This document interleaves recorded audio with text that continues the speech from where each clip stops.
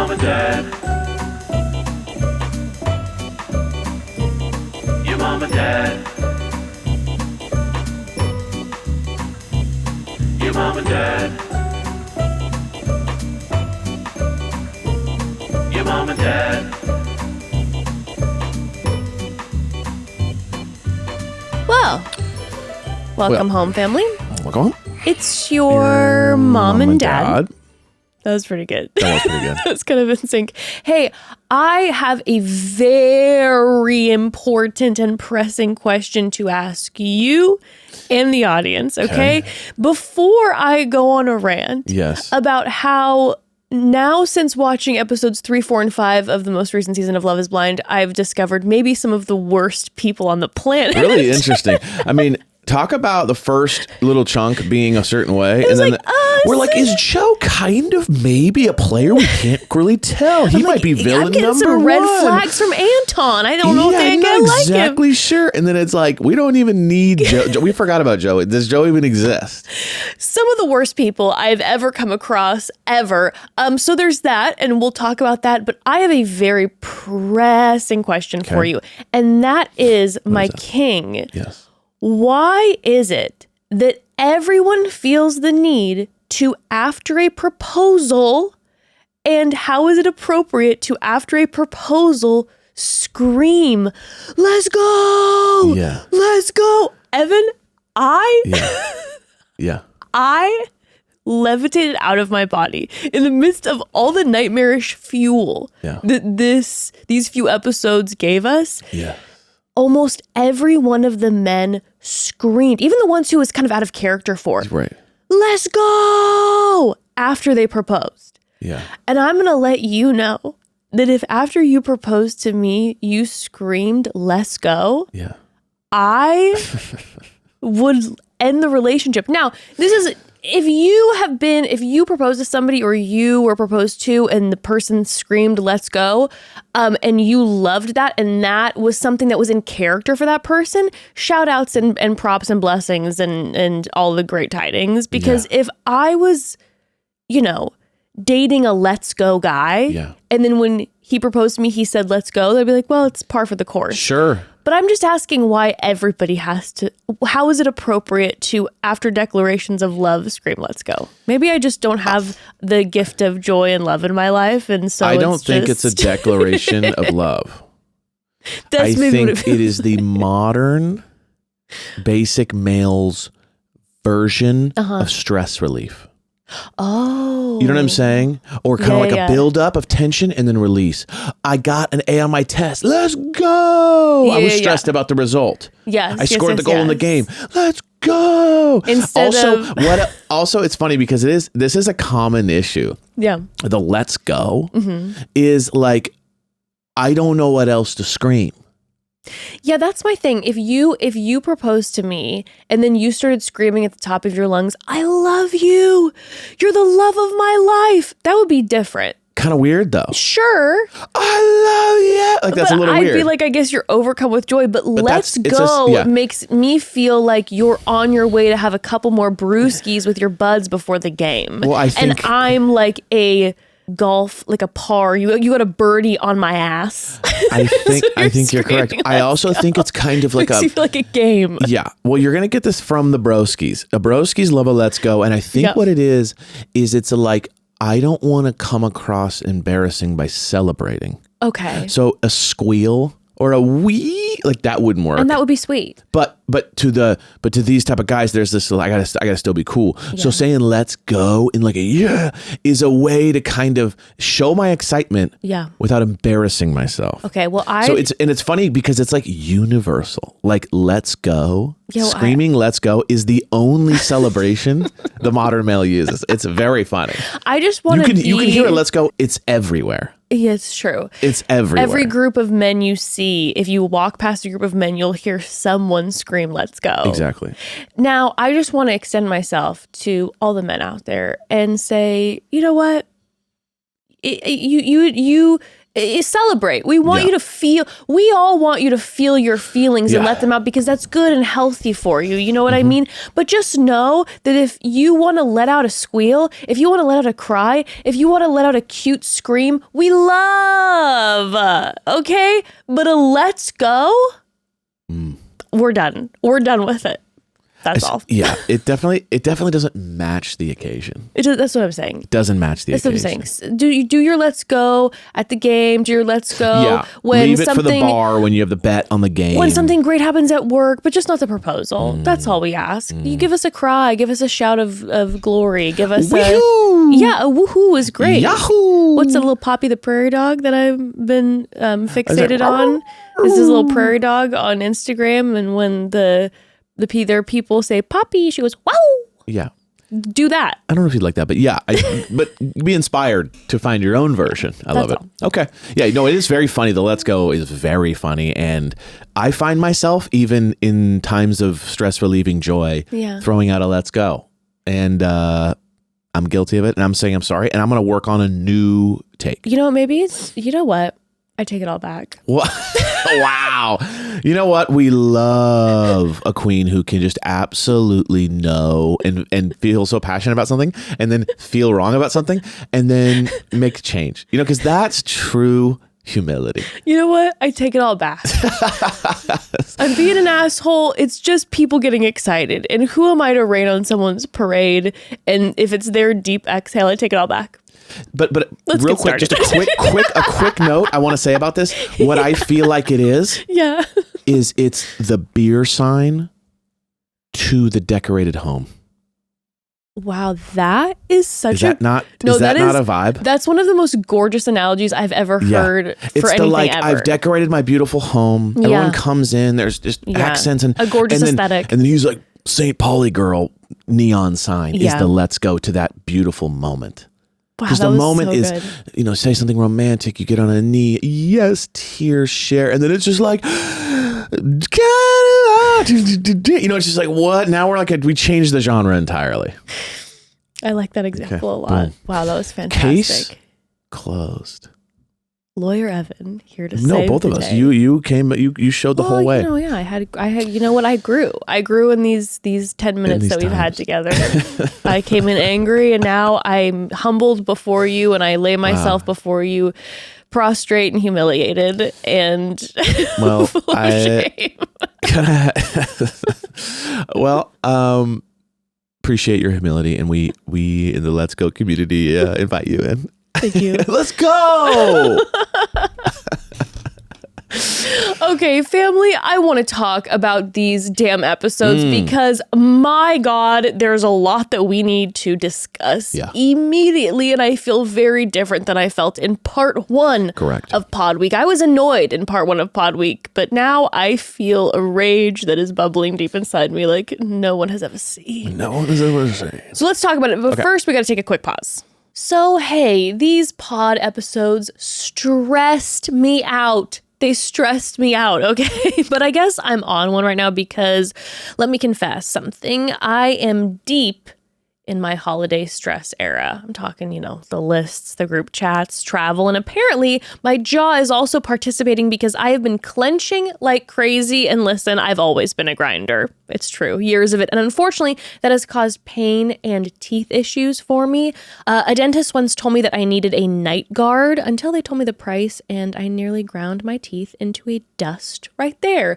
But then I found Remy. Thank goodness. If you're one of the 30% of adults who grind their teeth, Remy is the move. I am telling you, Remy is the move. Their custom night guards give you the same professional quality as the dentist, but they cost 80% less and are so much more convenient. And yes, you can even use your HSA, FSA at checkout.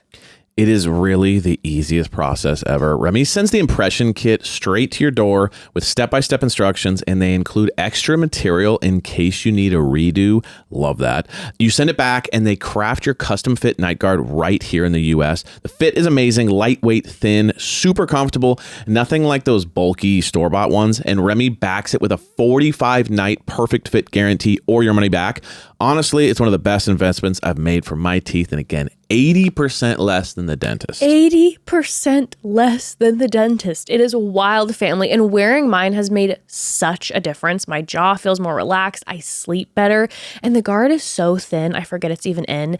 And if I ever lose it, aka if Arthur the dog gets to it first, replacing it doesn't send me into a financial panic because it's still 80% less. And because it's the holidays, Remy is giving customers their 2-in-1 foam cleaner plus teeth whitener free when you order a night guard now through December 24th. So try Remy risk-free. Go to shopremy.com/momdad and use code MOMDAD to get 55% off your night guard plus your free foam gift.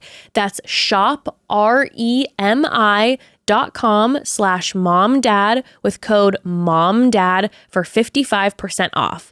shopremy.com/momdad, code MOMDAD. Thank you, Remy. Okay, family, today we are here to discuss the PODS Part 2 episode of Love is Blind Season 9, which we are finally getting to. And here is the disclaimer that I will say in front of every episode. We know that this season has been out for a few months, but your father and I, we know nothing.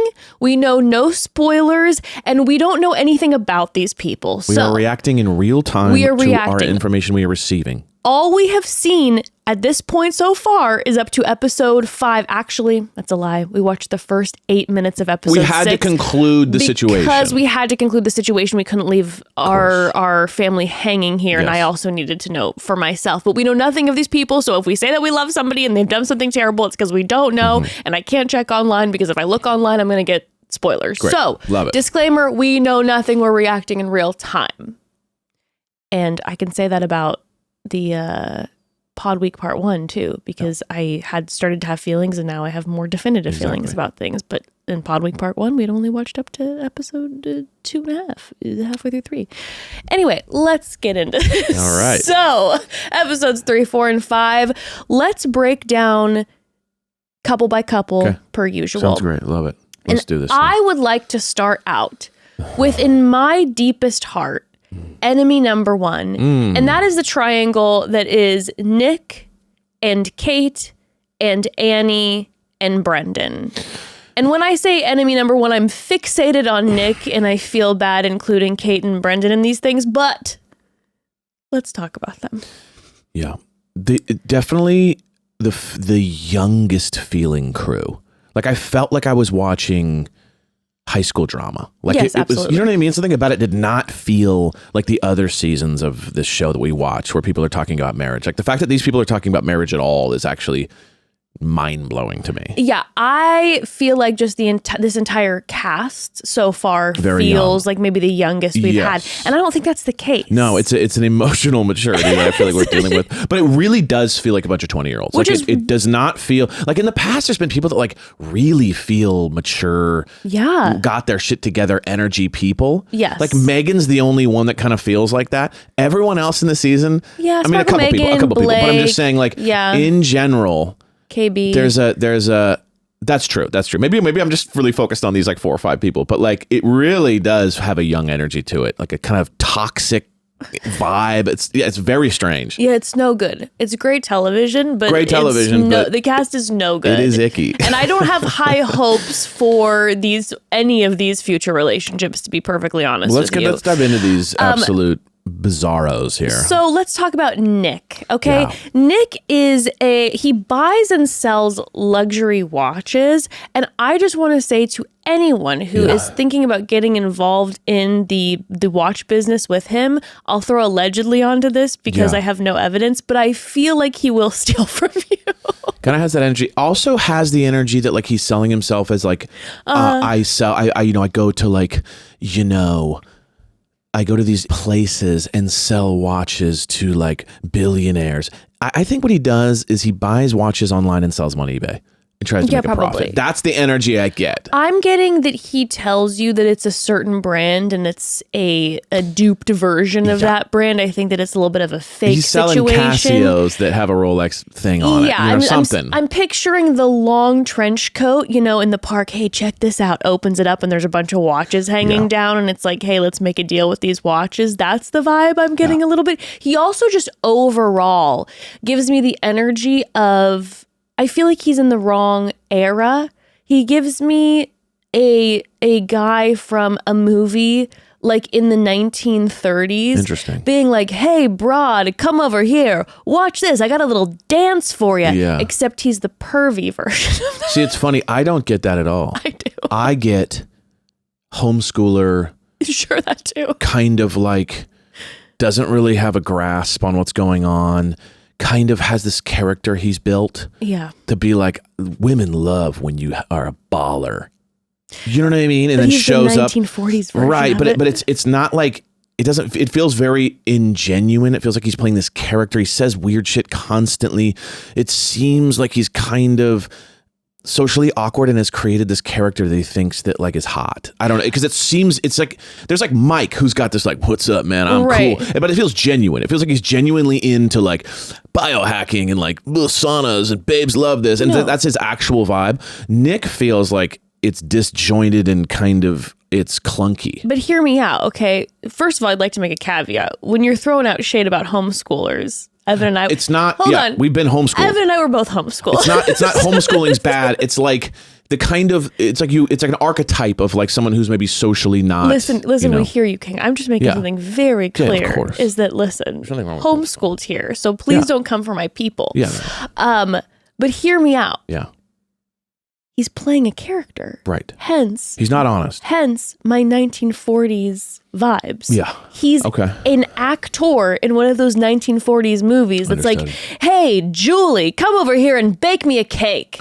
Maybe I'm very wrong in my character assessment, but I guess I'm getting hit with this guy who in the first few minutes of describing himself to Kait says that his whole spiel, his whole deal, is that he goes on lifts in the snow and makes martinis on the lift, and that people film him.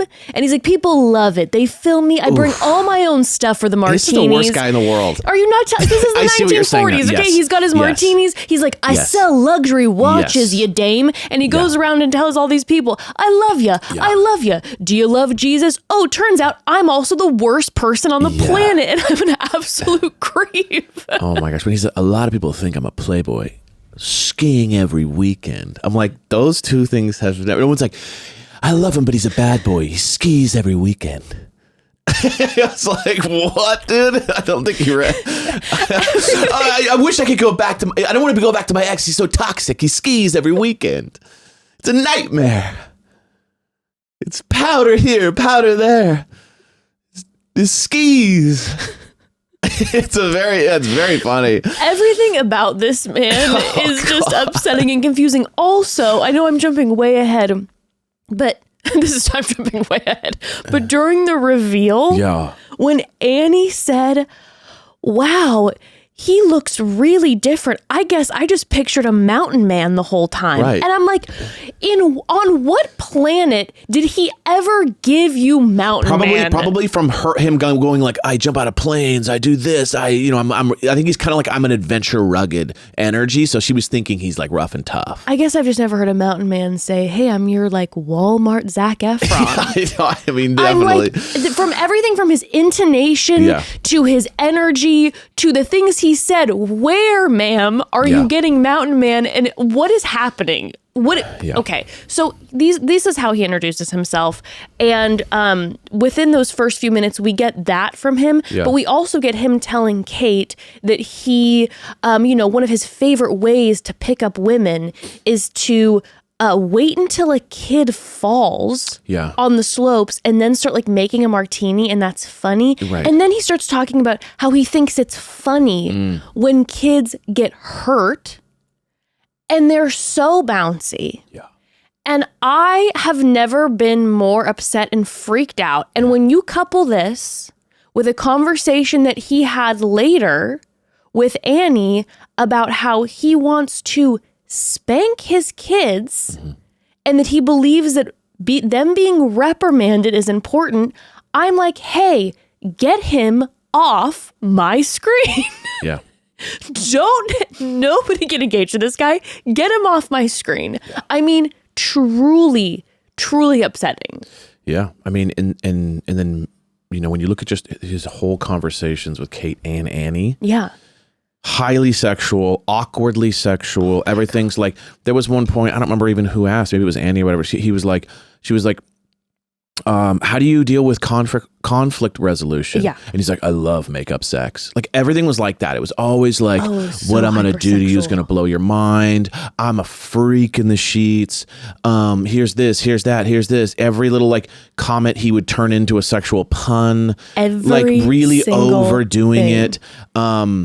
Yeah, it was a really uncomfortable energy. And I was blown away that he had two women being like, tell me you love me. I literally could not even believe it. The amount of the hypersexualization and everything from when he's talking with Annie and he's like, here's a riddle, like the carpet beneath Annie soaking wet, to him nonstop talking about his penis. Sir, I never want to hear about your penis ever again. Sir, I'm begging you. You talk about having a chode one second, the next second you talk about how in the guys group chat that you're talking about that your dick's curly. Yeah. Why are we having these conversations? What, sir, simply what are you talking about? And please never do it again. Yeah. It was, and that was the thing that was interesting though. So we had him and Kate's relationship. So we don't ever get to know a lot about Kait, but what I know of Kait, she's awesome. She seemed great. She seemed amazing. Her moments in the on the women's side, she was funny and charming. Yeah. And then her moments that we see with her in the pods with Nick, she was funny. She also had a strength to her. The fact that she was willing to share about, you know, when Nick ends up bringing up initially, he brings up, hey, are you, he's like, I'm, you know, a man of God. Like, are you religious? And she's like, no, in fact, I lost my mother after a treacherous battle with cancer, which made me think, how can there be a God when this type of pain exists? Sure. It was such a incredibly vulnerable. It was just real too. It was like a real thing. It was so real. And I feel like on these shows, we miss that a lot. Yeah. And that was such like a question that everyone and everyone everywhere battles with. And the fact that she was willing to hear someone say, hey, I'm super religious. And then she's like, well, these are the questions that I had. And I don't know, and then she continued to stick to her guns. Yeah. The fact that after he was making all the love declarations to her, which we'll talk about in a second, she stuck to her guns and would not tell him that she loved him back. Yeah. So everything about her, I'm obsessed. No, great. I'm really disappointed. I feel like when I'm talking shit on some of these cast members and saying like this season, I feel like it's because there were a handful of really people that seemed really wonderful, but they all went home. Yeah. And so we're kind of left with... I think that's a more beautiful thing though. Like you're looking at that as negative. I actually think it's good because it's like, wait, you know what I mean? Like Annie and Nick have a similar kind of not great vibe that I'm not into. They found each other. It's like, cool. What would have sucked is if Kait hooked up with Nick and then is dealing with all this bullshit. You know what I mean? Yeah. So there is something to like, as sad for them that they didn't make it on the show, but it's also like dodged a situation. That's true. It's kind of like whatever, but with the Nick thing and the Kait thing, he did the thing that a classic kind of like super Christian people that are hiding, that don't want to talk about it do in the beginning, where it's like, he goes, are you religious? She goes, no, because of this, that. And he goes, I have a very personal, secret relationship with God, which is always kind of like, oh, like, I don't want to say what I really believe, which is like, hell yeah, I'm religious, but I don't want you to judge, whatever thing. Because then later on we see that he goes, that's actually the reason why we can't be together is because you said that you didn't say this and I would have never even pursued you if I'd have known you weren't, into God and wanted to return to that path, he said. I thought at least if you weren't into it now, you'd want to return to it. And you never told me that. And now we're both hurt. Like he made religion the whole thing. Yeah, that gaslighting was unbelievable. So it was really interesting, this whole kind of like, and then also the hypersexuality while being super religious was kind of like, well, That's kind of a weird. You're the most sexual guy and the most like vulgar guy on the entire show. Yeah. Yet you're the guy that's like claiming your religion. It was really kind of bizarre there too. I was kind of like, what? This isn't matching. I mean, because, and I hate to say it, we'll talk about it in a second, but there's another conversation that Nick had that I'm like, oh, bad guy. Yeah. I mean, sorry. I know reality TV does edits, but there's no editing around sorry. this. Nope. But yeah, it was interesting because he had his dynamic with Kait, but then which was a very, it seems like they were talking about more like deeper things together. And he then said, Kait right away was saying Kait's my person, and he declared his love to Kait so fast. They were literally sitting there, and he just out of nowhere goes, you know what? I gotta shout it from the rooftops. I love you. Yeah. I love you, dame. I love you, my broad. I love you so much. I love you like an old fashioned on the rocks. I just absolutely. I love you like a gin and tonic, sweetheart.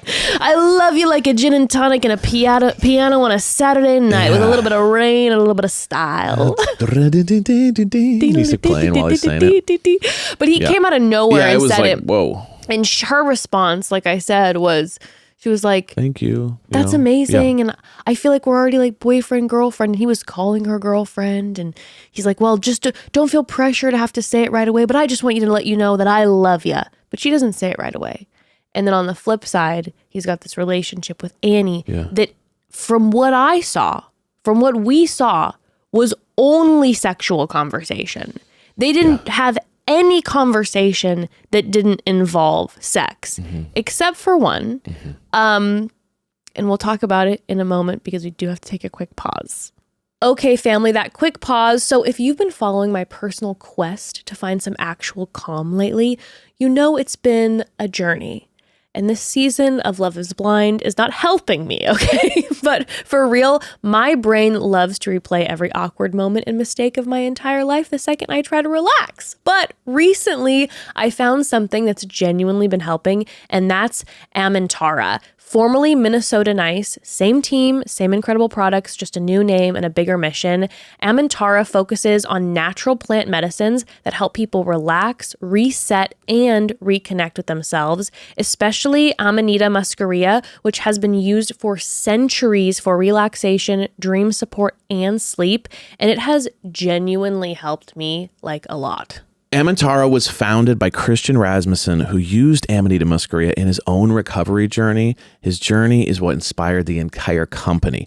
Now, these plants and fungi aren't magic bullets. Recovery is a complex matrix of support, but they're a tool that's helping so many find calm. They're now the #1 supplier of Amanita muscaria in the U.S., trusted by over 30,000 people, and everything is sourced through a network of over 40 trusted distributors that ensure ethical sourcing, working directly with families worldwide who earn several times more harvesting for them than they would in traditional jobs, supporting sustainable practices and local communities. And beyond Amanita, they have Blue Lotus gummies and tea, my personal favorite, and Jess loves the reishi for sleep. Oh my gosh, I love their reishi. And what I also love most is that Amintara isn't just like, here, take this. The whole thing is education first. Their website has dosing guides, which I highly recommend if you're interested, community stories, and super clear info so you actually understand what you're taking and how to use it in a safe, intentional way.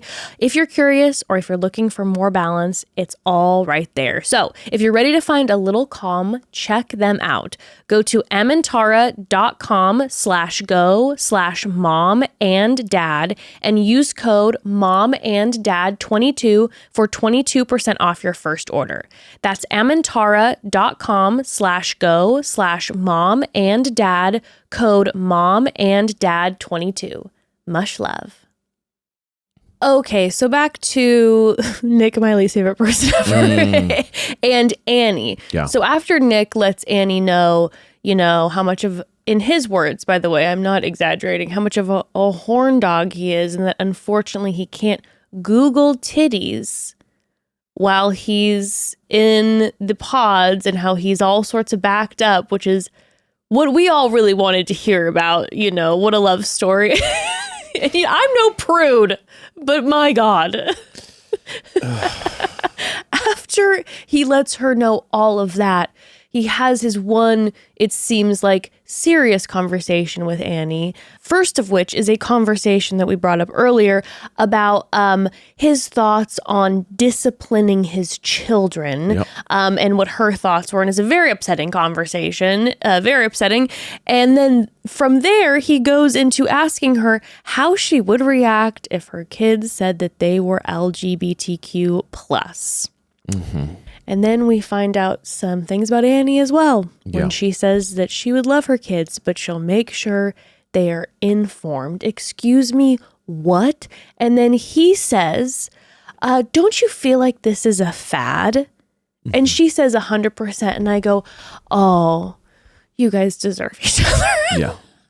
Like, that was the moment. The fact that I'm like, we're sitting here, and it was very upsetting to be like, it was just a window into the world, because I think you and I live in like a very progressive place that I think I'm like, are we for real right now? Is this seriously a conversation? And yet here it's happening. Yeah. And it's like, this is the reality, and just how important this conversation was, just, an echo chamber of how important it is to make sure that who we're voting for, standing up for people, like the pushing of equality. I mean, all of this. Okay. But I just, and then he starts laughing, and he's like, it's so hilarious.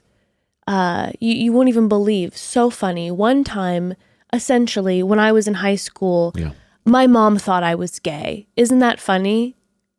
And again, number one, what's funny about this? Came out of nowhere. It was so random. Number two came out of nowhere. And number three, listen, I'm not someone who's going to be making guesses and diving into someone's sexuality, but I'll just leave this here. Feels like something's being repressed. Yeah. Just in general.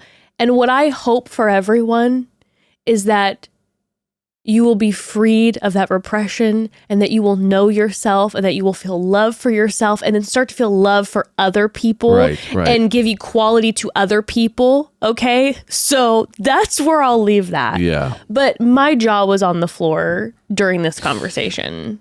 Super weird, super bad, super shitty, hated it. Saying informed, and then in the same breath saying, letting them know what life they're choosing. Like, it's like, what world are you talking? It's just super ignorant bullshit conversation that was like really sad and revealing, and really, already wasn't a fan, but it really changed it into like, you guys are, it's bad. It's really bad. So, and in that moment I was like, well, I sure hope that Kait gets the hell out of there, because the energy that I got from Kait is that if she would have heard that conversation, she would have hightailed it out of there. She would have been like, no way. So, okay. Breaking this down, we have Nick and Kait who have their dynamic. He's declared his love for her. Yes. But whilst he's declared his love for her, he's still having these wildly sexual conversations with Annie, and also telling Annie he wants to fight for her and be her guy. Okay. Picture life together and the whole thing. So you're like, what are you doing? Mm-hmm. So it's a disaster. And then we have Annie, who's also connected with a guy named... Oh, real quick. He's also saying to Kait, I would never be like play both. Like, he was like, I would never be like two girls at the same time. I'm loyal. Like, he was really harping on this. Like, I would never tell two people that I have feelings for them. Like, so it was also just like, he was doubling down on how bad it was. Yes. So you're just like, it just gets worse and worse. Yeah, really bad. And then we have Annie, who also is connected to Brendan. Yeah. Now, in her ITMs, she was talking about how Brendan's actually was her number one guy. Yeah. Now, by the way, family, I have to say this. No, let's do the disclaimer. I think it's good. I think it's good. Family, I am so sorry. You know me, I'm normally talking about how I'm like, the sound, do you hear that cricket? Do you hear that clicking in the background? And apologize.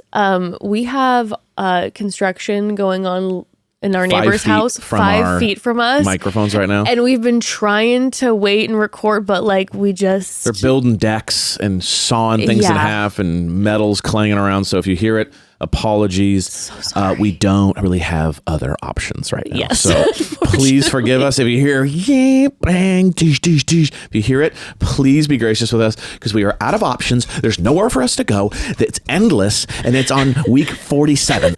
That was crazy. Yeah. Just want to let you know. The sound trying to record. So anywho, thank you for being gracious with us. We are trying our very, very bestest. And also apologies if I'm yelling into the mic or talking loud and fast. Part of it is my reflexes to try to cover up when I'm hearing hammering or sawing. Yes. So just putting that out there. Okay, and anyway. What is this podcast anymore? We're melting. We're melting. We're losing it. Okay. Anywho, so we don't get to know Brendan that much. From what I see of his dynamic with Annie, he seems like I don't know how I feel about him. Yeah, just kind of up against Nick, nice guy. Up against Nick, he seems great. Like definitely cocky, definitely kind of has a Mike vibe to him where he's kind of like, I remember at one point he goes like, dude, like Annie's talking to someone else and I'm looking around the room going, who could you possibly, like, no one compares. So he's got that kind of cock. I think it's compensation energy. I think he's a guy who's trying to act, because even his whole relationship with Annie in the pods is very like laid back. She's always like, I need a little bit more from you. I need some more affirmation. And he's just kind of like, it's all good. So he's trying to play it cool. He's trying to be Mr. Cool Guy. You see it when the panic sets, when Annie puts the pressure on him being like, I have this other connection that's more serious. That he panics into the like, I actually love you. I love you the best. You know what I mean? So there is this level of like the whole time he's been trying to be like, I'm not going to be the desperate guy that's going to give you the ick. Yeah. And it kind of bit him. For sure. Because so he let me make something clear. I don't think him and Annie absolutely would have worked at all. No. I don't. They already were bickering day one, miscommunications day one. I do think that Annie, her number one and only concern is getting married. The only thing she talked about day one in the pods, that was kind of her big thing, was like, I don't even care if you're like, as long as you're breathing, doesn't put the ring, let's go. That's all I care about. The only thing she cared about was talking about her ring and getting married. That's all she cared about. And so my opinion is whoever said I love you to her first was going to win. Whoever proposed first was going to win. It doesn't matter who it was. She had the vibe of like, all my friends are married. I don't want to be the last one. This is a nightmare. I gotta get it done. 100%. And so it's just like it doesn't matter who it would have been. She would have said yes to whoever. Yeah. That was the energy, no question. And so with Brendan, she was constantly saying, I need more, I need more, I need more. Brendan was kicking back on his heels. Eventually, though, he found out that there was a Nick in the mix. Mm-hmm. And like you said, he then tried to ramp up, but it was a little too late. It was so funny to me, though, when Annie then came to Brendan eventually when she was locked in with Nick. And she was just like, it was like they'd been in a relationship for 10 years. Mm-hmm. She was like, you've never loved me. You've never expressed to me how you feel about me. Yeah. You never care. You never said a word. Yeah, and he was like, I literally 5 minutes ago told you, like, what should our house look like? What color door do you want? I want whatever you want. I'm fully in. Mm-hmm. I want everything that I want to be with you. And she's like, you've never said a word to me of affirmation. It was just like, okay. It's so dramatic. Just a nightmare. So dramatic. And so basically we have this foursome and Nick ends up having a conversation with Kait where he hears from her when he asks, would you be open to eventually going back to religion? And but this was after she called his ass out for telling her, like, he had said to her, I love you, and then he's like, by the way, I have another connection. He's like, what are you talking about? You just told me. My gosh, so that was the whole beef, was that, like, she's like, you're kind of pulling away now / telling me that you have this super other strong connection, and you told me you loved me like yesterday. And she's like, that's bullshit. You're pissing me off. He's losing ground. Yes. He's losing the moral high ground in his mind. Yes. That like, I'm the best guy. So then he goes, I got to find something wrong with her and gaslight her for this. So he starts like investigating. Yes. And he goes, well, I mean, you're religious, right? And she's like, no. And he's like, see, you're bad too. Yeah. Well, like, yes. He said, would you ever be down to go back to your relationship with God, a religion? Right. And she said, absolutely not. And he's like, what? Yeah. What? Because he was like, you said you grew up religious. And he's like, yeah, maybe, but like, I'm not religious now. He's like, well, I thought you'd be coming back to the Lord. It was a whole weird, like, She said I never was religious. And he goes, what? You said that after your mother passed away that you said that you didn't believe. And she's like, yeah, because I just validated things. And he's like, but that you insinuated that you had at least you could have stored 20 years of religion as a coin for heaven. Like, it was really weird. It was the level of manipulation that he was trying to do. He was just trying to pull out any tool he could to figure out how to make himself not appear as bad by ending a relationship with her. Because then he goes, we're over. And then he goes, we're both hurt. Because she's like, you hurt me. And he's like, we're both hurt. And it sucks that we're both hurt. Like, he needed something to make it mean I'm not the bad guy. We're both at fault here. The way in which he had said, I love you and I'd do anything for you. I'd lay down he literally was telling this woman he'd like lay down his life for her. And then they had one sentence of a disagreement. He got a little flack for being an asshole. Had one sentence of a disagreement where she said, no, I couldn't be religious. And he goes, I can't do this anymore. It's over. Yeah. I've never seen a flip-flop happen ever like that ever on my screen. Then goes in the pods and says, I think I made a massive mistake. Yes. Remember that he was talking? Yes. So it's like he did the I'm cutting you off to maintain my high ground. Then it was like, oh, I think I might have messed it up. I might like her the most. I don't know. But well, we're here now. Then runs over to Annie. And he's like, I love you. You're my one forever. Yes. I had to break up with this girl because she was the worst. And so you're my number one now. He gets in the pods and he's like, I prayed to God that I would have a revelation when I woke up this morning. And by golly, I got into these pods. And Annie, you're my revelation. Did I forget to mention that there was one moment where in the pods I said to you, oh, I just love your name. It's so sexy. I can imagine myself just going, oh, Annie, fuck. Yeah, God, that was gross. What was that? Yeah. Are you absolutely kidding me? And then he declares his love for her. Yeah. And then she's like, oh my God, same. Even though she was more into Brendan, but all she cares about is getting married. Yeah. So she says, oh my God, same. You're my king. You're my guy. You're my guy. And eventually there's a little back and forth with him and Brendan, but he proposes. Brendan doesn't know he's going to propose. Brendan thinks he still has a shot. And then Nick comes literally skipping into the men's quarters and he's like, I'm getting married, fellas. And Brendan's like melting in the corner. And then Nick tries to have a convo with him and Brendan's like, now get away from me, dude. Yeah. I want nothing to do with you. And what I found to be interesting, by the way, is that it seemed like all the men supported Brendan. Oh, big time. And they were like, your character is awesome, Brendan. And the only guy who was there for Nick was Mike. And that said something. That said something. And later on, Nick calls him the most eligible bachelor ever. And that he calls Mike the most eligible. Yeah, and then she'll need an EpiPen when she sees you in real life. So he's a fan of the show because he's quoted in the show. So eventually we get to the Nick and the Annie reveal. Correct. And Kait and Brendan have left us. Listen. Seems to go well. I mean, in regards to just no one seems to be radically shocked or unattracted to each other. The only thing that she right away is like, oh, so you like your hair like that? And I go, oh, this is going to be interesting because the fact that she's already imagine being brazen enough to right away go, oh, your hair's short. You like it like that? I think a lot of people are, I think a lot of people are a lot more brazen than we realize. I think people just say crazy shit to their partners too. But that's on another level to be you're going to use the few precious moments you have on meeting the quote love of your life to let them know you hate their hair. Pretty shocking. Hair. I mean, what if you would have just been yeah, that dress is ugly. That would have been insane, right? You're going to wear that dress? Yeah, which I wouldn't have put him past. I feel he kind of was on brand for that. No. But I will say, we've had far worse reactions. So it was pretty. They seemed stoked. I think that they were very into each other physically, and that made me mad. You shouldn't have that. No, I was looking at him of course, these two little demons just making out and cackling. I was like, ugh. But I think that they are going to run into some serious problems because he's a nightmare. And the fact that she's already oh, I don't like this. He is not going to handle any criticism well. Cannot wait. He is not going to handle it. I mean, they're going to be a train wreck and a half. Okay. A train wreck and a half. So, wow, that was a long run about them, but they were kind of one of the hottest situations though, so we had to get into it. I could not believe that I had to watch this man on my screen. I could not believe it. Well, there's going to be plenty more, baby. And Let's again, get into it. Normally, I'm like, you know what? Like, yeah, it's reality TV and da-da-da. No. He is truly villainous.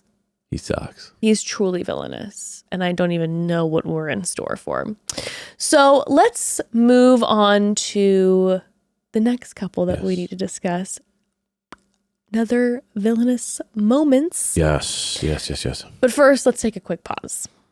So this show might be stressing me out, but I have sure been cozy watching it. I've officially entered my winter hibernation era. Like the second daylight savings hit, I said good night to society and hello to my couch. And let me tell you why. It is my Lola blanket, okay? I am not exaggerating. This blanket has become my entire personality. The first time I touched it, I gasped. I literally said out loud, wait, what is this? Okay. It feels like someone bottled up a cloud, added a little bit of like velvet magic and said, here, babe, you deserve this softness, okay? I wrapped myself in it and immediately texted Evan, cancel plans. I live here now. And let me tell you what, hear me out. I am a blanket person. I am a blanket connoisseur, if you will. I have been through so many blankets in my life. Nothing, and I repeat, nothing compares to Lola. Nothing. The vegan faux fur, out of this world, the 4-way stretch, immaculate. The way it instantly makes my whole living room look like a cozy, gorgeous winter chalet. I feel like the lead character in a holiday romance movie. This is my go-to holiday gift this year too. It feels personal, luxurious, and honestly, every time someone comes over to our house anyways and feels it, they're like, what is this? I need one immediately. So yeah, that's the holiday gift, and everyone will love me and be obsessed with me because I'm giving it to them. She's not exaggerating.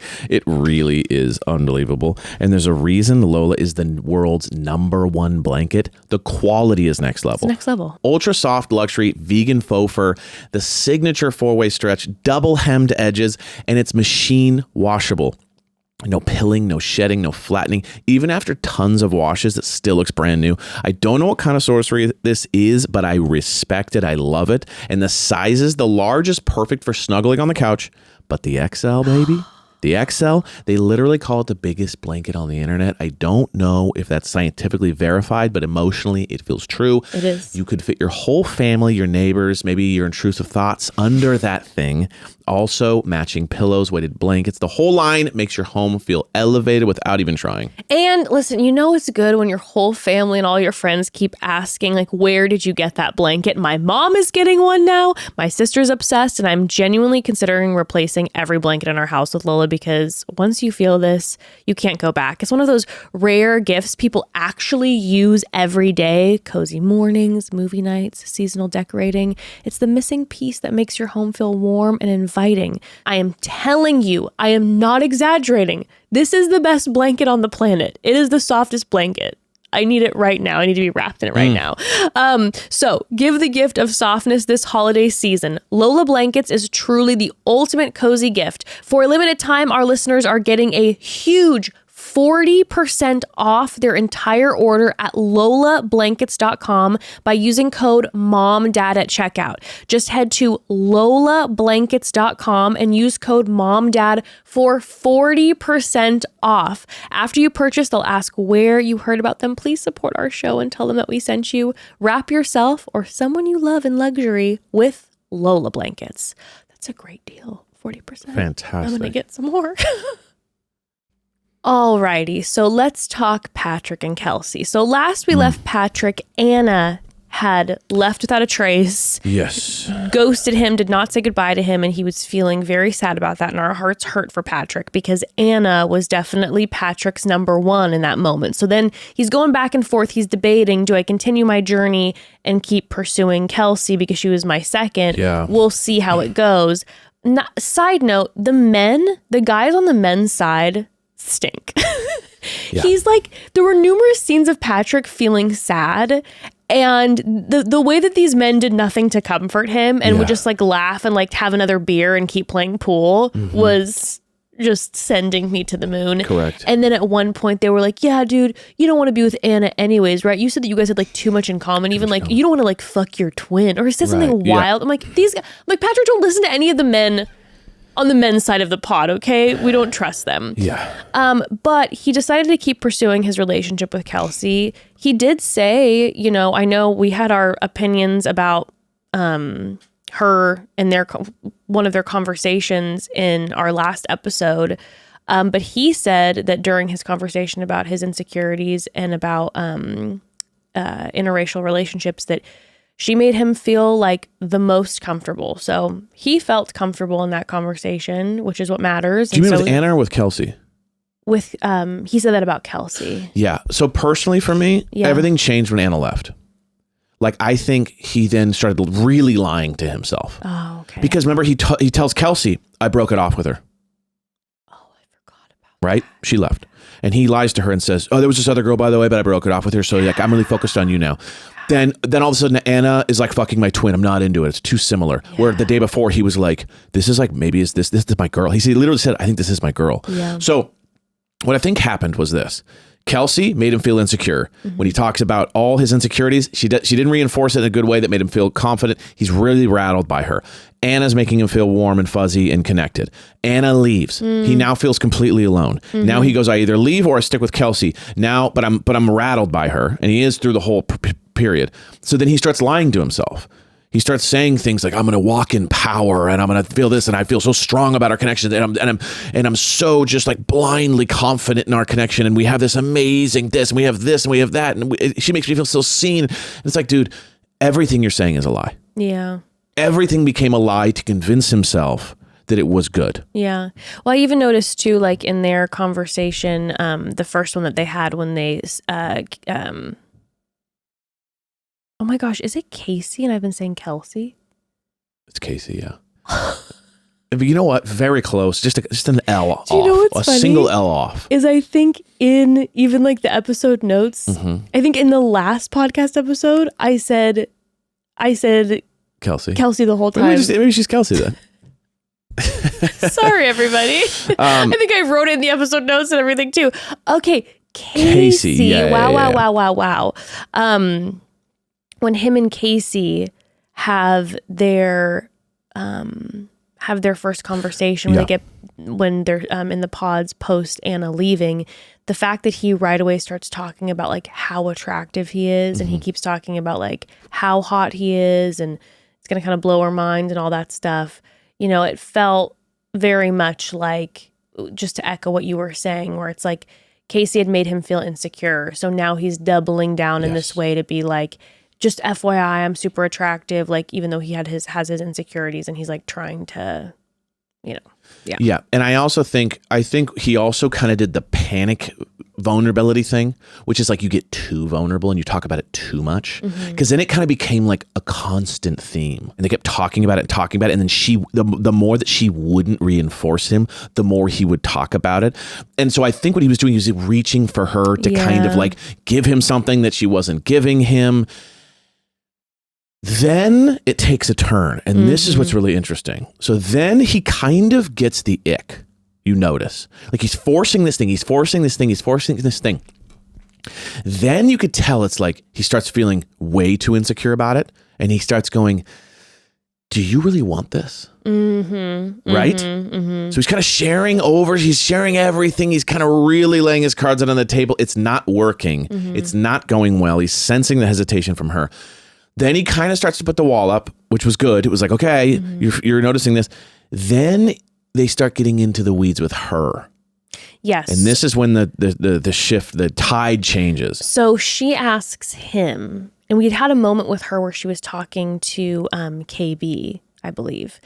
And she was talking about how her ex is obsessed with her looks. Yes. And like that they were having conversations before she went on the show.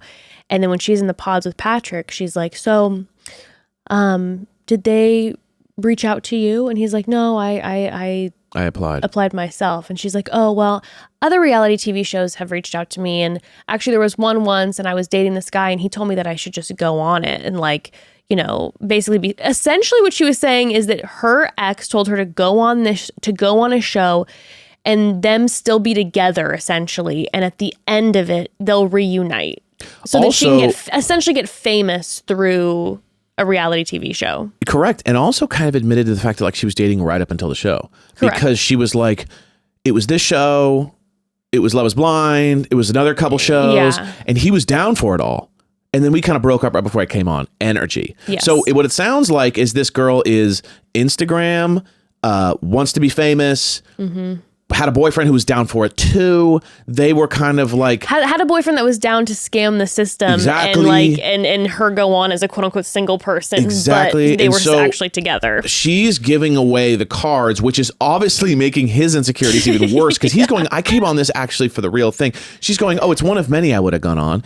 Because I look at it like a reality TV show, not actually to find someone. He's feeling all this. Yeah. And it was so sweet because the way he said, he's like, well, you'll have to really set a hard boundary with him. Yeah. Like if they were to stay together. And what was so interesting to me is that when he said like, I don't have a backup plan, she's like, are you concerned about my commitment to you? And he's like, a little bit. And then she says, I'll block him immediately. And Patrick goes, well, hold up. I've had a lot of people screw me over. And then she says, maybe you should lighten up a little on me. Yeah. I really like you. And that was an interesting moment to me because her being like, okay, hold up. Yeah. Lighten up on me. I'm like, Kacie, let's be very honest here. Do you realize what you just said to him? Yes. You literally are in the pods with this man and you're saying that you want to get engaged to him, that you want him to declare to you how much he loves you and you're trying to push him to express that more. And yet you're saying that you historically have had a partner who's willing to fake this whole thing out like you aren't in a relationship and you return to him at the end. Right. Like, what do you mean lighten up on you? Like, that's a wild thing to drop on somebody. Being hot's the only thing that matters. And you said the only thing that connected you to your ex was how hot he was. Meanwhile, this guy's telling you the opposite, which is like my biggest insecurity is attraction and how I don't want that to be the thing. So this is when she notices him pulling away. She notices him starting to smell through it. She notices him starting to go, maybe this girl isn't what I thought she was. Maybe she's just here for the fame, just here for the thing, just here for the followers, only cares about hot guys. Whatever. This is when she turns on. Oh, she goes the secret sauce. Yeah. She goes from zero sexuality, zero tease, pretty straightforward, chill energy to literally, I have planned the most strip teases for my lovers, lingerie on the bed in a hotel. All I want to do is please you, give you what you want. Literally, this is word for word. This is not like, I'm not making this up. She goes, I'm going to put my mouth all over you. She talks about her landing strip and then she'll take it off. And he goes, yeah, you can take it off. That'd be cool. Like, it was hilarious to watch, like, her basically sexed him.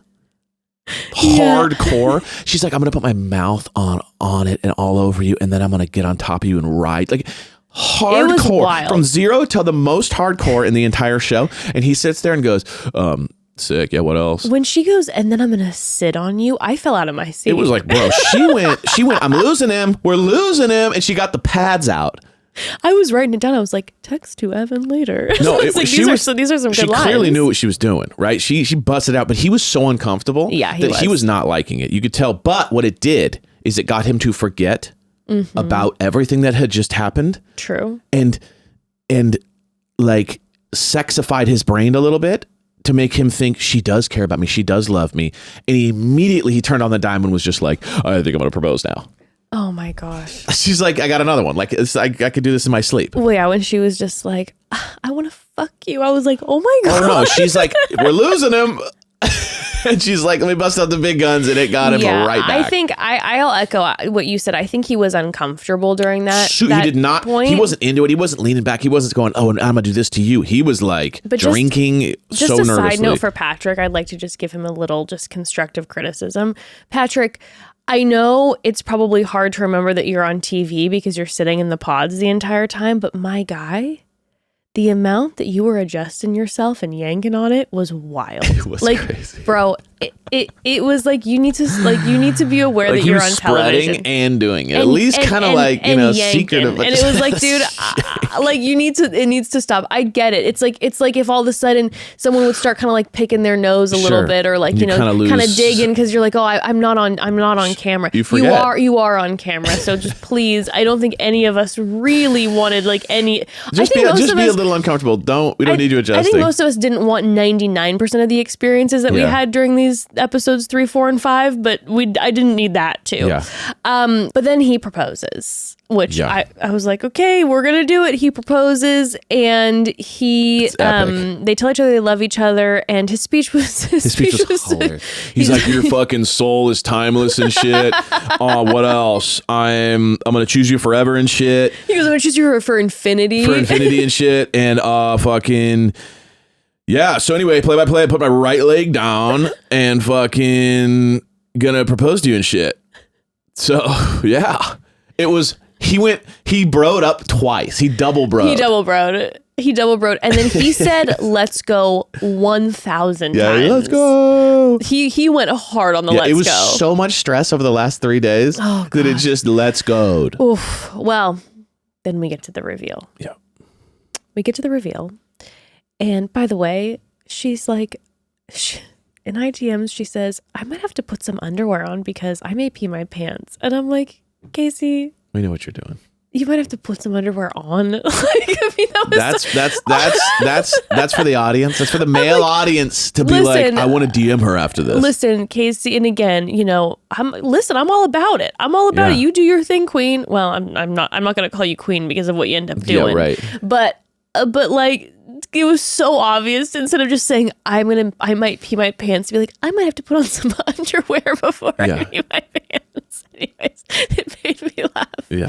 And she's like, I hope he thinks I'm hot as shit. And she says, I've never dated someone who looks like him. And for me, it's always been looks based. And I'm like, okay, here we go. So bless him. He comes in. He is so nervous. I mean, he's literally dying. He is so nervous. And he for no reasons. This killed me. He called her tight. Yeah, he says she's tight. She's so tight, which is like surfer, snowboarder, bro. The thing that made me laugh the most was he nervously and for no reason moved them into awkward lighting offset. He's like perfect middle. Everything's lit gorgeously. Everyone looks amazing.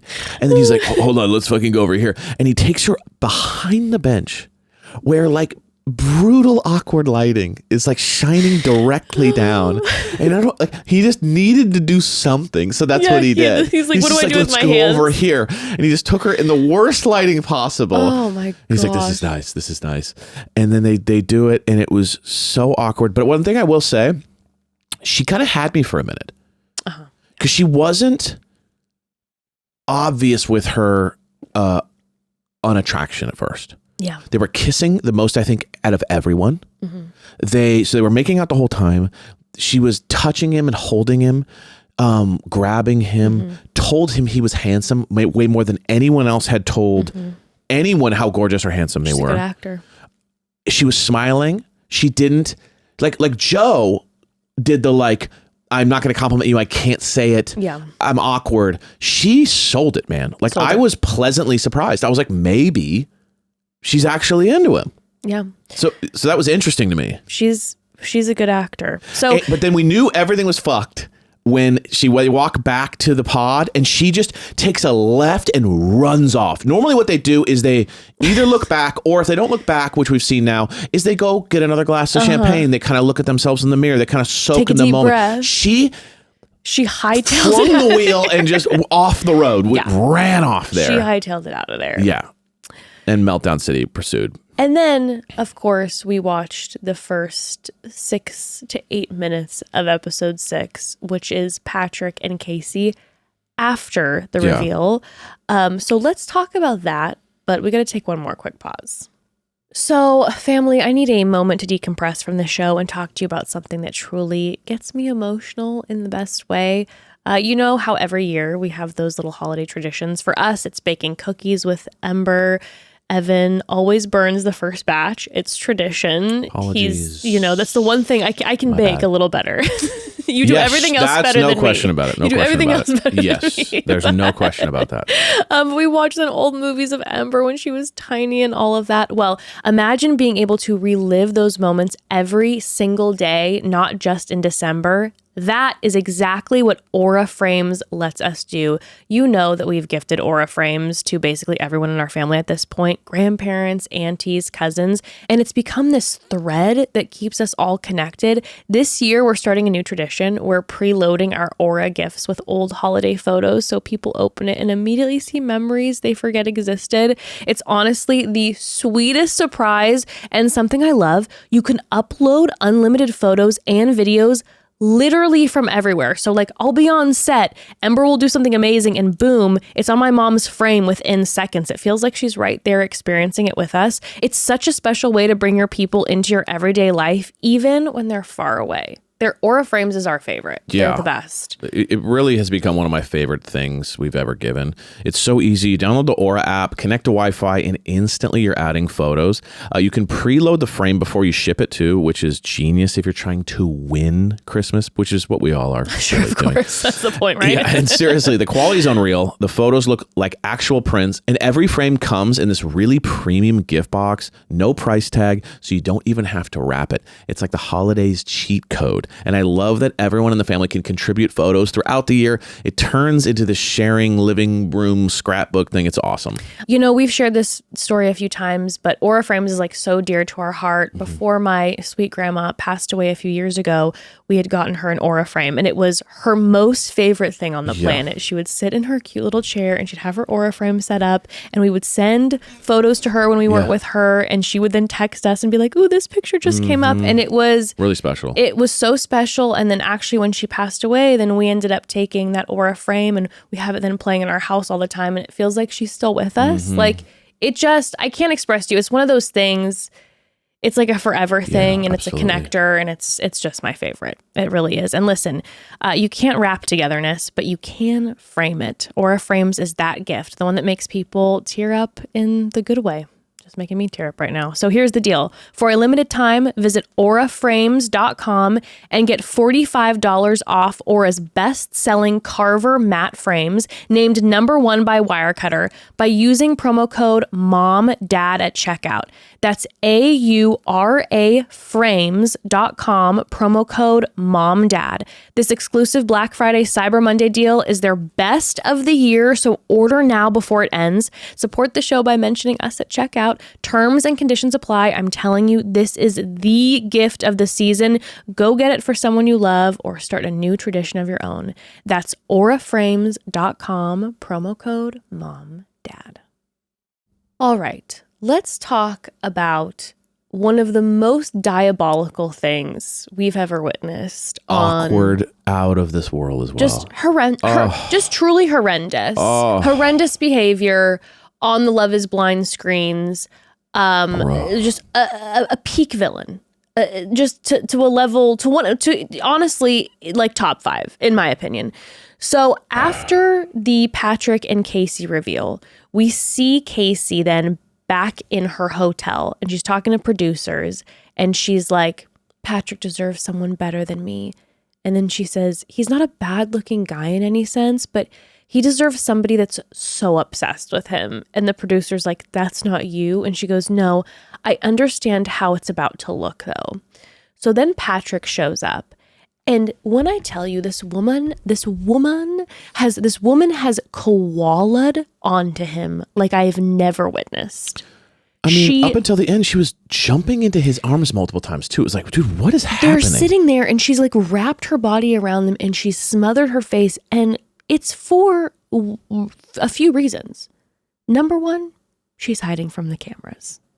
Number 2, she's trying to hide her mic from the audio and bury it. Number 3, she's trying to hide from him and avoid any questions. And it is diabolical because she clings on to him. She's starting to cry and he's like, hey girl, you okay? You okay? And she's just like, I can't do this. Like, I have to go home. Like, I love you so much and you're so wonderful. Like, it has nothing to do with that. Like, I love you and like, I still love you, but like, I can't be here anymore. And like, I have to go home. Like, I just can't go to Mexico. Yeah. And he's like, Oh, so it's just Baja. Okay, no problem. It's just Mexico. You're just missing home. Yeah, he's like, so basically, like you don't feel like continuing. And he every time she says something, he's like, oh yeah, I get what you're saying. Like the pressure is just too much for you. We gotta get out of here. And then she's like, I know yes, you're right. And then she's like, but I can't believe I'm breaking your heart. And he goes, you're not breaking my heart. Like we just aren't going to go to Mexico. He said, breaking my heart's breaking my heart. Not going to Baja's not breaking my heart. Yeah, he's like, it's okay. And she's just like, yeah. It's so crazy though. But it's not really just that. Yeah. And then she goes, and they're trying to make it look like I'm not into you physically, but that's so not the case. So she clarifies that. She goes out of her way to tell him, I don't want to break your heart. I love you so much, and it's not about the looks. I just need to go home. And so he's like using that information to go, yeah, I get it. Like you're going through, you're kind of traumatized by this. It's time to go.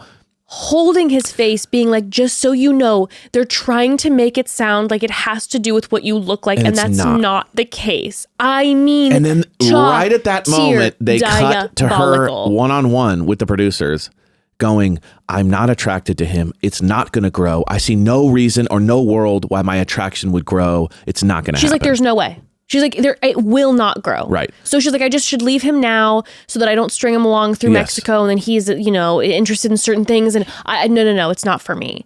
And as she's saying this to him, he's going, okay, well, it's okay. He's like, you go to Baja in a month. He said, why don't we just go in a month? And he goes, well, he's like, you go back home and I'll see you as soon as you get back home. And she goes, yeah. I don't know though. And he goes, what? Yeah. He literally at one point, she like under her breath goes, I don't think though. She go, I don't know. I can't do that. You're like, what? And he goes, what? She goes, oh, yeah. And they start making out with them again. So it's almost like it was almost like a sitcom or something where it's like she literally where you're like, I want to break up with you. What'd you say? Nothing. I just love you so much. It was literally like that. I'm not attracted to you at all. Like what'd you say? And she goes, I was just saying that you were so handsome. Yeah. And she was like, coward, just a pure coward. And this shows you like people say, I don't want to hurt you. I don't want to say anything. I said I don't want to hurt you. It's like it shows you truly that you hurt people so much worse when you lie to them to make them feel better. Like it's so much worse. Like, dude, traumatizing for Patrick. Traumatizing. Like if she would have sort of met him and it would have hurt and it would have sucked, he would have at least been like, okay, and been able to sit with that. But the fact that he was gaslit and fucked with his mind, and then even to the very end, she's jumping in his, like, dude, she was acting like he was the love of her life. Yeah, and that he was like going away for like 4 years, and she would be like, it was just so sad to not be. My heart broke with the one-on-ones with him when he was sitting there, like in the underhang, talking to the producers, and he's like, "Yeah, it's all good. Like she's just stressed about the whole thing, and like it is what it is." He's like, "What did she say to you guys?" And then you can tell the producers are asking him questions that are making him question it, and he's like, "Wait, what did she?" Is like, she's not coming. Like, what do you mean? And they basically wrapped it with him thinking, all good. I'll see her in a month. But he knew obviously something was up. My heart broke in a million pieces for him. And Kacie, that was so fucking shitty. So shitty, like, dude. That was a horrible, horrible thing to do. And I'm glad, I'm glad that she didn't, I'm not saying props to her. There is no props to her. But I'm glad for Patrick's sake that it didn't get pulled out longer. That they didn't go to Baja. And then all of a sudden, he's falling more in love with her. And maybe there's more intimacy. And then he's more heartbroken. Because I'm sorry, that woman ran straight back into the arms of her ex-boyfriend. Which, the irony too is normally on these reality TV shows and people are like, well, they were dating somebody before. I'm like, yeah, because that's what life is. This is a different case. Completely. This is a completely different place. This is a game. She just wants to get famous. She didn't realize how serious people were taking this, and I think she got in there, didn't realize how serious this got lost in it in regards to, like, was so concerned, because her whole thing really truly became about how everyone's going to look at me. Of course. That's all it became about. How my family's going to look at me, how my friends, how my Instagram followers, is this going to affect my fame in a negative way? Oh shit, it's going to, oh shit, I've lost control. And then, but it was so yucky when he was like saying goodbye to her, and he's like, well, how am I going to get your number? And she's like, well, you have my last name. And he's like, you have an Instagram? And the one moment that she like big smiled, she goes, obviously. And I was like, oh. Yeah. It was chilling, Evan. Also insane, not like that she's like not giving him her number. Phone number? Hey, brother, you're just, like, lost in the sauce when you're like, I guess I'll get a hold of you through Instagram. Your fiance. Patrick, we are sending you so much love. Brother. You know, you stay, and please, I hope you stay far away from her. This process could have worked out amazing and I bit you. You know what scares me is she's the type of person who might hit him back up again and try, yes. Oh, no, she would, but not in this case. I think she's would. Gonna ignore him because and she's going to start getting scared that she's going to look bad. And she's the type of person who I could see sliding into his DMs and trying to like seduce him a little bit to try to like ease the blow at the reunion where he's a little more like, I understood. She's that type of person and you know it. Oh, bro, man. That was so horrible. Brutal. Well, Patrick, I hope that you are... Good luck out there, brother. That you have, you know, you were looking for somebody. I hope you found someone. You are an absolutely gorgeous man. You seem like a wonderful, vulnerable, kind person. You know, just... Be the sweet guy you are. Can I give you some advice? Don't try to be the cold, cool guy that you want to be or that in your mind you've thought that's what cool is. You're a vulnerable, sweet, sensitive guy. Be that guy. Yeah, and by the way, because when your moments where you were that guy, when we see those windows, we were like, that's a cool guy. When you try to put on this, like, I'm confident about all this, it was like, it bit you, man. And women are clamoring to get that, to get exactly who you are. Like, please, just be you. You're wonderful. Yeah.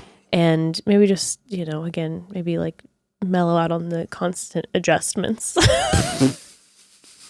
That's all. Other than that, you're my only perfect. Note is just watch the adjustments. You're perfect, and just be yourself. And we send you so much love. And Kacie, coal in the stocking, girl. Coal in the stocking. All right. Let's talk next about Sparkle, Megan, and Mike and Jordan. Correct. So here's the bottom line, family. I want to keep the Sparkle, Megan. I'm going to keep it more brief here because I think you all had enough Sparkle, Megan on your screens because I'm not going to lie, it was too much. It was a lot. She was like it was like they did a lot of exposure there, and I was kind of interested by it because it wasn't like a fascinating story. I enjoy Sparkle, Megan. Like this is not a personal thing, and but it was just too much of that love square. That wasn't very entertaining. That wasn't super entertaining. Yeah, I agree. It was just a lot of the same conversations. Yeah, like, hey, she likes money. I'm a little nervous about that. Hey, I like cold plunges or whatever. Like it was like we heard the same thing 9 times. So essentially, you know, which by the way, it was so funny to me. So Evan and I have been watching Love is Blind, and Ember, you know, walks through the room for 2 seconds. She doesn't watch it with us. It's not in our opinion, it's not appropriate for her. But she'll walk through the room for a second and briefly, like, you know, see a glance. And she had heard Sparkle Megan introduce herself. Mm-hmm. And Evan was watching the show on his laptop last night, and Ember walked by and she goes, "Oh, Sparkle Megan." Yeah. She's got a freaky memory, dude. I don't know how she does that. Somebody just walked by, she goes, "Oh, Sparkle Megan." Sparkle Megan. So, you know, her name precedes her, and because of that name, our daughter remembered her. But she, you know, where we last left her, Blake had left, and so she was left with Jordan and Mike. And here's the bottom line. This is the summary. I feel like the summary. Over these episodes, we had Mike, who was essentially unwilling to let Megan try to process her feelings between Mike and Jordan. Yeah. He was almost offended that Jordan was the person that she was also interested in. Kind of the Brendan thing. It was like, who else could compete with me here? What? Right. But Brendan was mild. No, but I'm just saying, like, Mike. It was an interesting thing that, like, there's almost, I'm offended that you would like a guy like that because I'm so much better. And so what Mike starts doing is when he finds out that Jordan's the guy, he comes in to his first pod experience with Megan post Blake bailing on her. And he acts like he's not in the room. And he's like, "Gotcha." Right after she... Yeah, got ghosted. Right after she was just ghosted. That was the most insensitive BS I've ever seen. He goes, he's like, "I guess that happens a lot for you." It's like, can you imagine getting fully ghosted by one of your connections and then the guy's just like mocking you? And then in that same conversation, she makes a comment where she's like, "Oh, yeah, no, I'm in trouble." And he goes, "Yeah, apparently you like trouble." Yeah. And she's like, What does that mean?" And so what Mike does is he starts planting seeds over these episodes in Sparkle Megan's brain. I don't care what kind of car you drive, by the way. I mean, you know what I mean? Just like it became kind of childish. It became like a political campaign where instead of just running on your values or your positions, you were smashing the other person. Because this whole thing kind of became like, well, I don't care what kind of car you drive, or do you like tattoos? Like it became hella insecure. He was so insecure. And Jordan didn't even know. Jordan was so in his own world with her that like he didn't even know that Mike was the other guy until the very end. No, he didn't. Remember, Jordan finds out that he's like, he didn't know there was another connection. He thought it was just him and so Megan. He's so just locked in on his own world. And it was just funny to watch Mike, who thought he was the alpha dog this whole time, melt down, try to like smear campaign Jordan with all these kind of like, oh, are you like him? Well, I don't know how you could like me, because it's insane that these two people could exist at the same place. You should feel my muscles compared to his. Exactly. It's like, yeah, I can't even believe. He's like, and what he started to do too was do this weird thing where he was like hinting at him physically, which by the way started to tweak out Sparkle Megan. Yeah. Sparkle Megan, I think.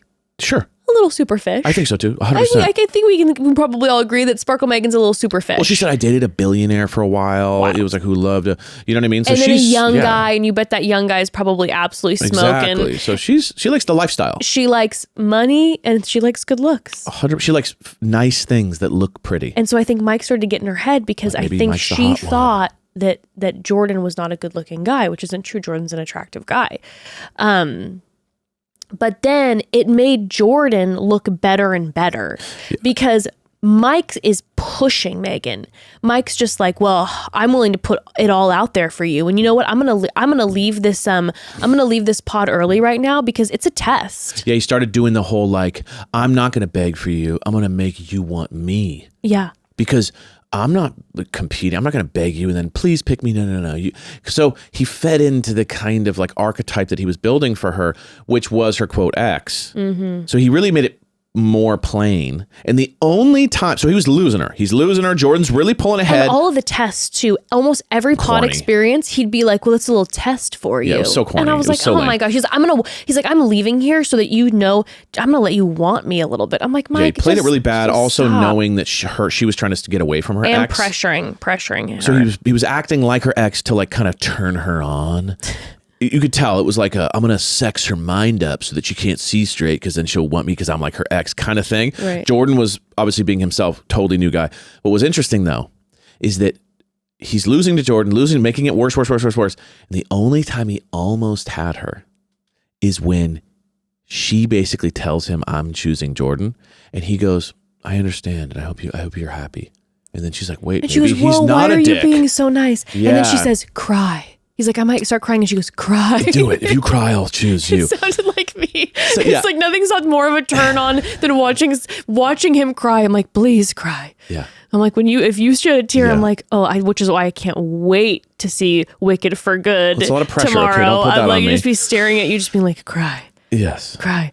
But no, you're right. So it was like she was like definitely turned on mentally kind of by the Mike archetype who she had been with in the past. That was her temptation. But she said, I'm trusting my gut. I'm going against my mind. I'm trusting my gut on this. I'm going with Jordan. I think this is the right move. I'm going to just do one little more last meeting with Mike to see if it's like work. And then he kind of gives her the sweet treatment and it messes with her head. It does mess with her head. But she sticks with it. She goes into Proud of her. But she goes, I was so, you know what? Look at shout out to Sparkle Megan because I was convinced she was going to choose Mike. And so the fact that she went against what her typical type was and she was feeling nervous about it. Yep. And even with stressing. all of Mike's hints that like Jordan's she's not going to like him. She continued to just trust her gut. And I was so proud of her. I thought that was massive growth. And I think that was amazing. Yes, and then shout out to Jordan too, because through then this process, he was the most gracious response ever. Oh my God. During the remainder of their pod time together,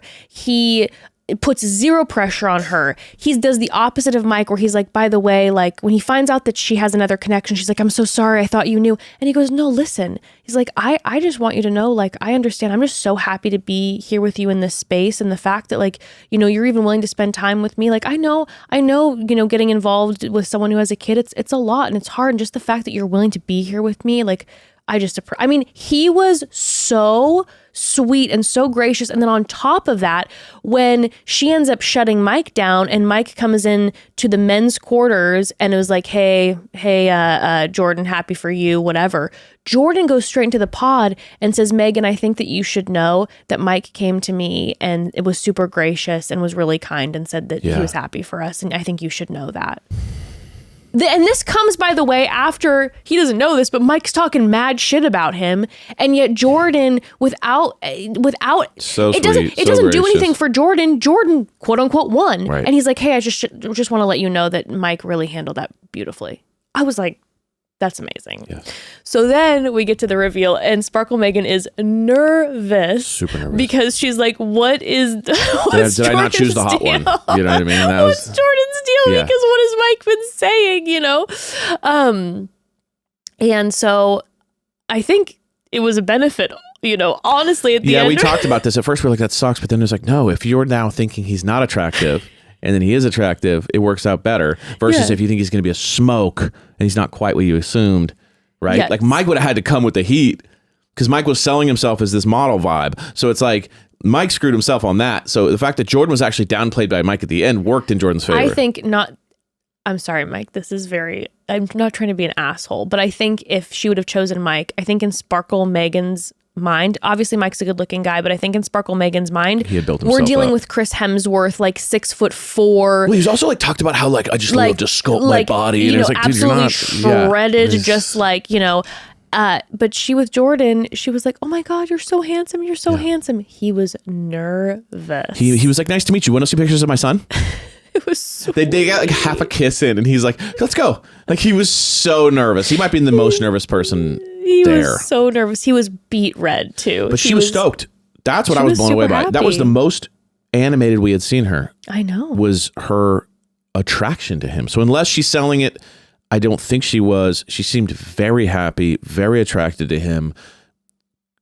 Over the moon. I didn't get the vibe that she was faking it. I feel like it was the happiest reaction we had almost seen. Now, what I could see happening is this. I think she's then like, relieved that he's like a good looking guy, but then maybe all of a sudden what's going to settle in is that he's maybe not her typical type. And then all of a sudden she'll start spiraling. The whole Kia and not baller Well, no, I'm even vibes talking just physically, whatever. The whole thing. I think that maybe she'll come down from like a high. Yeah. But with that being said, do I think these two will work? No, because I think the lifestyles are so different. And I think Megan talks about she wants to be a mom. And he's gotten the vasectomy. I know he said that he will reverse it, but I think maybe after more conversations, doesn't seem like he's like ready to go. I don't think he's necessarily like she wants to be a mom, and I think she's going to be an amazing mom. I don't. But then I also, don't think it works. When you have a child involved, and clearly Luca is his priority, which as it should be, I love to see that. But like, I think it's going to get complex here. I think there's going to be dynamic of like the money thing. I think that the child, what children that she wants. Also, I think then his own son. I don't think they're in love enough to make this work. Yeah, agreed. But I do like them together. I think they're sweet. I know, very sweet. And I'm rooting for them. I know, I agree. I'm rooting for them. I'm a little nervous, but I agree. Yeah. Okay, let's discuss our last couple that we saw get engaged. Yes. And that was Kalybriah and Edmond. Oh, the sweetest baby in the world, Edmond. Edmond, this man is full of energy. When he first walks into the first pod and he's like, "I'm doing pretty magnificent." His outfits. Just as colorful as his personality. Yes. He's just all legs. Like he's coming in and like so the in legs, all pink. Like it's awesome. Like he's coming in all pink with a belt and glasses and the whole thing. Floral, like the whole thing. And he is, you know what he was serving me? So this is what I can imagine. I can imagine people watching this being like, "Wow, he's wild. It's too much." Remember when he was making out with the floor? Yes. And you know what? Maybe I'll take this back. But so far as what we've seen in these 5 episodes, I'm celebrating the fact that Edmund's just fucking being Edmund. He's having a great time. And it is him. And he's having a great time, fearless with his like actions. Like, him in front of 5-10 grown men kissing the ground because it feels good. Like, listen, We might all do some weird shit like that. Who knows? I kiss fruit all the time. Right? Anybody else? We all do weird shit in our lives. Yeah. In the privacy of our home. He goes, fuck it, man. I'm myself. I'm going to do this right here. Don't care. And cut to him crying in front of all the men later because he felt bad because of Brendan. Yeah. And then he points at Nick and he goes, he didn't even see you. Yeah. I mean, just a raw human. Well, and what we see is when he calls Kalybriah KB, when he's getting to know KB, he immediately is like full open, just letting all of his emotions pour out. At one point, sobbing. He can cry with the best of them. At the drop of a hat. Yeah. When they start talking about his childhood and he start talking about all the stuff he's been through. And then she just said, I don't remember exactly what it was, something like, I'm here for you, or I'll always be by your side, or something. He cries all the tears to where he has to stop. He can't even talk. Mm-hmm. That dude is super in tune with his emotion. You know who he reminds me of? Huh. He gives Jim Carrey to me. 100%. Like he gives me Jim Carrey. Like he's got the limbs too. That's like, what I'm saying. He's got the limbs. He's got the legs. Like there's always like one like over here on the couch and over here on the couch. And it reminds me of like what it might be like to be like in a personal relationship with Jim Carrey, especially when Jim Carrey was younger, where he's like trying all on different characters and vibes and energies and just running through the halls of the pods and all this. But no, his story is really intense. Like he grew up in the foster care system his entire life. Mm-hmm. And he then from there ended up getting his master's degree, which is unbelievable. Amazing. And then he's like, I want to be a substitute teacher. He's like, my life was saved by my 5th grade teacher. And he starts bawling. Yeah. We're crying. Evan and I were both like bawling. Yeah. But then we also super into rollerblading. Oh, obsessed. Which could not be more on brand. Like so his personality. The clothing, the limbs flying all over the place, him jumping everywhere, him on rollerblades. Like I couldn't think of a more perfect marriage. Oh, for sure. And I don't know if this is like the case, but I can 100% see him. I'm sure he's unreal. Well, being a rollerblading influencer, you know, they have the rollerblading influencers who dance and they're like down in Venice Beach and they're like, you know, he's giving it. He's giving it on the blades. 100%. But then we get to know Kalybriah, and Kalybriah is an amazing woman. And but personality wise, the opposite. They're the opposite. It's full yin and yang. Quiet. Her voice is very book, like someone reading you a book. Yeah, get on Audible, girl. Very calm, breathy, beautiful voice. Her energy's calm, takes him in. So it's very funny how you could not be more opposite, but also possibly does work together. Well, it's interesting too, because he was growing up in the foster care system. She's a social worker, and she just is, she's a warm hug. Yeah. She's so affirming. And whenever he's having his big emotions that come out, she's just like, I'm here for you. And she'll sit with him. Mm-hmm. Like there were a couple scenes where like there was silence and she comforted him through that and she sat with him. And then there was one point where they had it, which is a moment that I loved with her, is where they were sitting together in the pods. And she asked him, she's like, can I ask, how were you able to forgive your mother? Yeah. Because of her putting you in foster care, and they have this like really heartfelt conversation.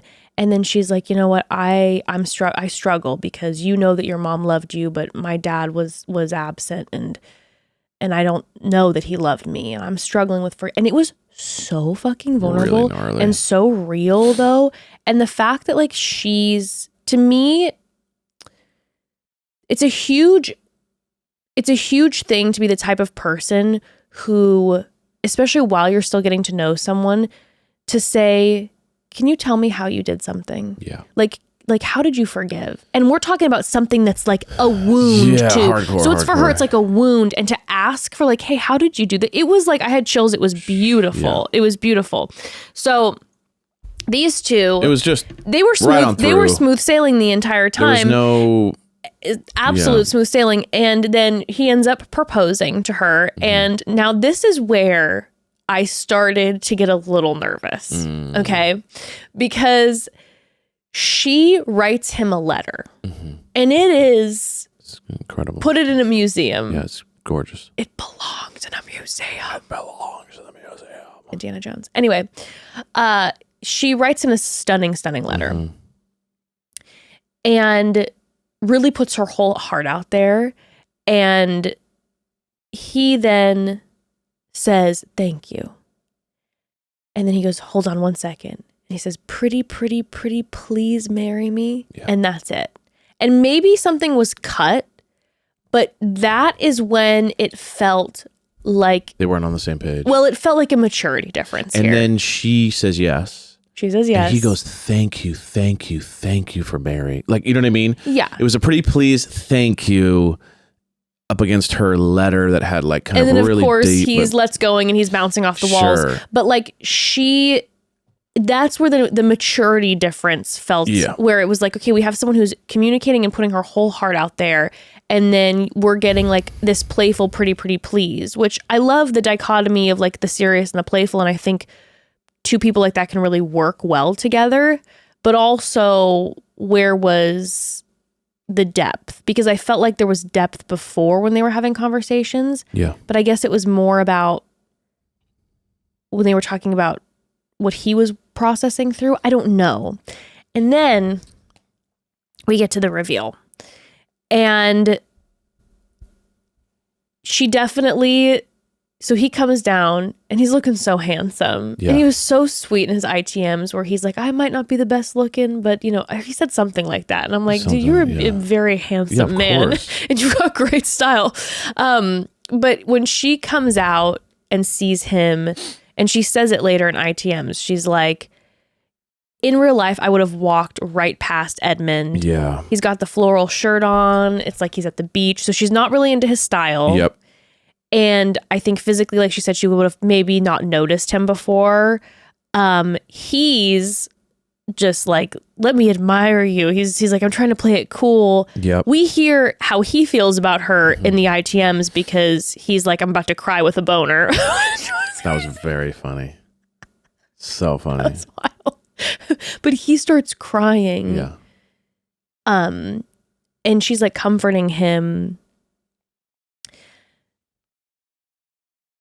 And then when he says, when they're separating, he goes, 1 second, and he takes off. It made me laugh. It was so cute. He takes off and grabs this love letter and runs back to her. And she's like, wow, you're really like going high knees with that run. And he's like, of course. And he gives her a love letter. And when they say goodbye, the way he like he's jumping, she didn't seem that into it.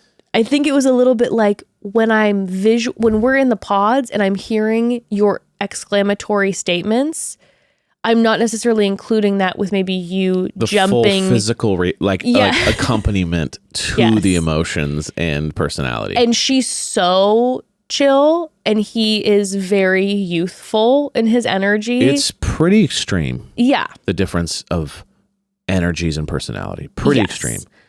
You know, and she's super non-traditional. So it's not like she's like, you know, I want this stoic guy. Like, you know, she's very like talking about her whole life, how she's down for any basically relationship, like open for any connection that's right. But there, I mean, it's just even friends, right? Just even having friends, like two friends. It's like, that's a pretty extreme difference there. So I agree with you. Up until that very point, everything was great. Now I'm feeling her going, I want to try. I know. But this might be too far. I think she's going to adore him as a friend. I think she loves him deeply. But I think she loves him deeply. And I also think, too, the combination of his youthfulness and how like mellow and mature she is. And then also, you know, I feel like she's comforting him a lot. So then there's more of a motherly thing happening. That's kind of what it felt like really at the end there. I feel like she's going to adore him, but it's not going to be the right fit. Like, I think it's going to be too extreme for her. Yeah. Interesting. That's kind of what I'm getting. Yeah. I mean, and I thought that like they were like going to be like 100%. I thought they were going to be like, you know, just coast the whole time, but that reveal, all of a sudden, just watching her shifted face. to bestie mind. It was like watching her face. It was a little bit like, oh, I might have to get over this. Maybe I made the wrong decision. Like that's kind of the vibe that I was getting. But the letter that he wrote to her was so sweet. And when Rain runs and gets it and brings it back to her, when she read the letter was like deep and emotional. And I don't know. So there's that part of their relationship that they have. I don't know. We'll see. Interesting. We shall see. Well, but family, there it is. Episode 3, 4, and 5, and a few minutes of 6. But we have covered the pods for Love is Blind season 9. This is a wild season. I'm shocked. I haven't heard anybody we've been spoiler free, but typically I have to stay very careful to stay away from spoilers. I mean, the season feels pretty wild. I'm just kind of shocked that I wasn't seeing stuff everywhere that I was having to avoid. Don't look. Yeah. No, I feel like there's been some this cast is a pain in my ass. But super, there's a lot going on. There's a lot to have opinions about. And I feel like going into the Mexico episodes are going to be bonkers. There's no way that this season isn't going to be wildly dramatic. The relationships that are going on, it's going to be a nightmare. Insane. Anywho. Well, family, we love you so much. Thank you so much for being patient with the construction going on. If there is any sound that you're hearing, we appreciate you all. You're the best. See you next week. We will see you next week. We got one episode next week. Tune in on Wednesday, baby. Goodbye. And we will see you then. Bye. Bye. Happy Wicked Weekend. Ooh. Wicked for good. We're going to go see it. Happy Wicked Weekend. Bye.